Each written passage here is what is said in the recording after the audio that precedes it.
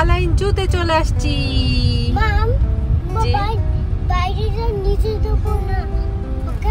Ticket window এই যে এইদিকে দেখাচ্ছে।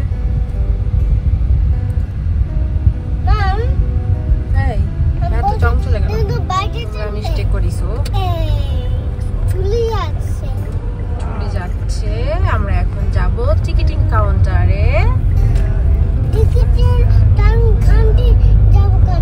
টিকিট কাটতে হবে না, নাহলে তো আমাদেরকে যেতে দিবে না।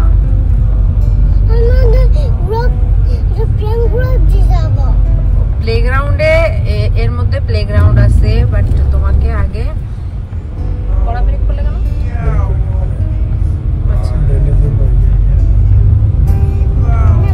তার আগে তোমাকে এই যে আমরা অ্যানিমাল দেখবো না, অনেক অ্যানিমাল দেখবো, তো ওইখানে যাইতে গেলে আমাদেরকে আগে টিকিট কাটতে হবে, নাহলে তো আমাদেরকে যেতে দিবে না। আলাইন জুটা একদম ন্যাচারাল। এই যে অ্যানিমাল গুলো ছাড়া রয়েছে। অ্যারাবিয়ান অরেক্স কিন্তু এদেশের ন্যাশনাল অ্যানিমাল, জানো তুমি?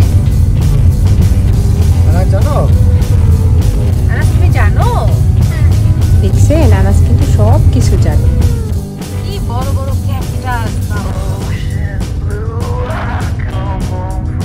জানার সাথে রাগ হলে না ক্যাকটাস রাগ জঙ্গলের মধ্য দিয়ে 10 মিনিট ড্রাইভ করার পর এই যে অবশেষে চলে আসলাম আমরা আলাইন জুতে। এই যে দেখতে পাচ্ছি এদিকে হচ্ছে এন্ট্রান্স, এখানে গাড়ি পার্কিং করতে হবে। এখানে কিন্তু বাসও আসে, বাসে করে আসার ব্যবস্থা। এদিকে দেখতে পাচ্ছি একটা বাস স্টপ। শ্যাডো পার্কিং করতে হবে, বুঝছো? তাহলে গাড়িটা একটু ঠান্ডা থাকবে। আসসালামু আলাইকুম, কেমন আছেন সবাই? আলাইন জুর ভিডিও নিয়ে আপনাদের সামনে এখন হাজির হয়ে গেলাম। পোলাপানে ট্রলি না নিয়ে আসলে কি জ্বালা খোদা, কেউ এখন আর হাঁটবে না, নি ব্রোকেন হয়ে যাচ্ছে, বুকু হয়ে যাচ্ছে। এখন তারা সব খুলে। আর যে রোদ, যে গরম, আসলে কতক্ষণ তারা হাঁটবে। আর চলে আসলাম টিকিটিং কাউন্টারে। এই গরমেও এত বেশি লোকজন না।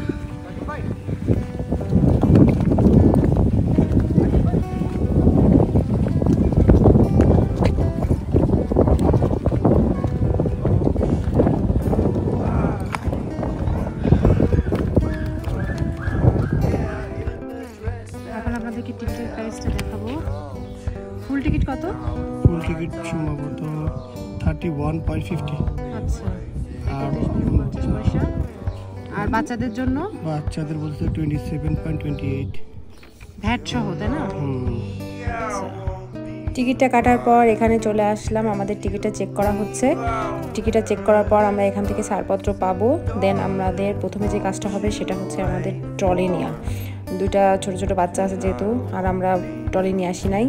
এখানে প্রচুর হাঁটাহাঁটির পথ আছে, প্রচুর হাঁটতে হবে, এই জন্য আমাদেরকে ট্রলি লাগবে। কি সুন্দর হরিণগুলা ঘুরে বেড়াচ্ছে নিজেদের মতো করে, একদম ওদেরকে ন্যাচারাল ভাবে রাখছে, মানে বন্দি বন্দি মনেই করবে না।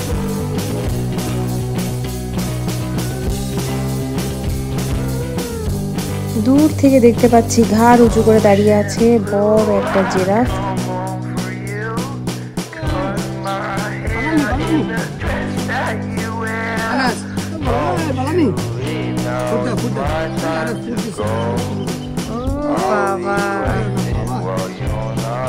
এখন যে অ্যানিমালটাকে দেখাচ্ছি এটা হচ্ছে অ্যারাবিয়ান অরেক্স। এটা ইউএই ন্যাশনাল অ্যানিমাল। খুব ঝিকঝিক ট্রেন চলছে।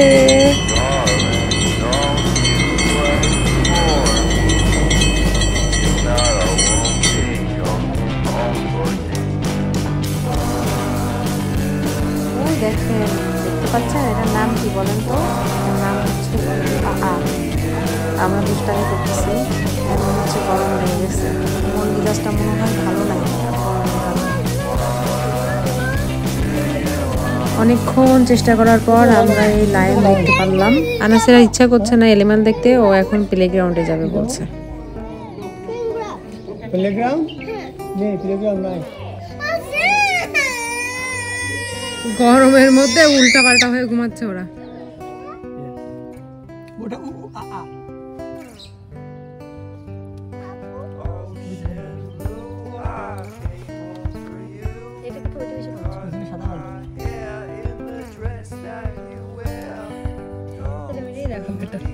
আমার কাছে মনে হয় পৃথিবীর সব থেকে অলস যে প্রাণীটা আছে সেটা হচ্ছে এই কচ্ছপ।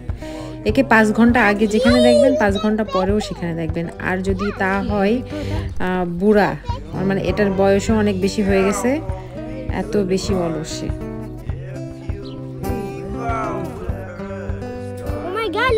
Look at his neck.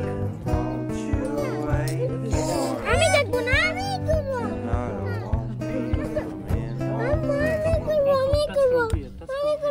করো করো করো, হাত দাও ভিতর থেকে, ভিতর হাত দাও।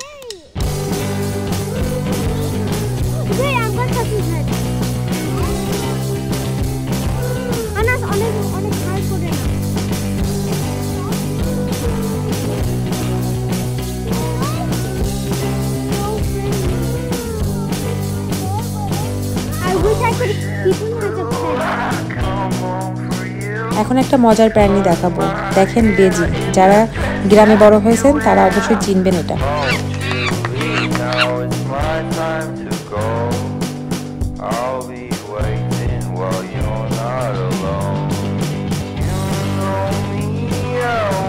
প্রচন্ড গরমে এইসব জায়গায় না আসাই, জুতে এসে বাচ্চারা পানি নিয়ে খেলা করছে, বুঝেন তাহলে অবস্থা।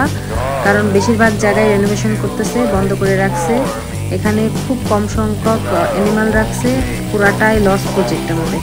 আসছি এই গরমের মধ্যে, বাট তেমন কোনো অ্যানিমালই দেখতে পেলাম না। আমার কাছে মনে হয়েছে 2-3 মাসের মধ্যে এই জুতে না আসাই ভালো। প্রচণ্ড গরম, আবার এদের রেনোভেশনও হচ্ছে, অনেকগুলো সাইড বন্ধ করে রাখছে। সো একটু গরমটা কমলে তারপর আপনারা আসবেন।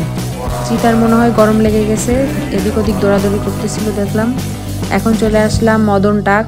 এই পাখিটার ইংলিশ নাম আমি জানি না, বাট আমি ছোটবেলা থেকে দেখছি, এটার নাম রাখছি মদন টাক। এদের ক্লোজিং টাইমটা ছিল 6টা, আর এখন আমরা বের হয়ে যাচ্ছি। তো আশা করি আমার ভিডিওটি আপনাদের ভালো লাগছে। ভালো লাগলে অবশ্যই লাইক, কমেন্ট, বেশি বেশি শেয়ার করবেন। আর আমার ইউটিউব চ্যানেলটা কিন্তু অবশ্যই সাবস্ক্রাইব করবেন। এদিকে দেখেন আমার জামাই একটা ফ্যামিলিকে সুন্দর করে পিকচার উঠাই দিচ্ছে। সবাইকে আল্লাহ হাফেজ, সবাই ভালো থাকবেন।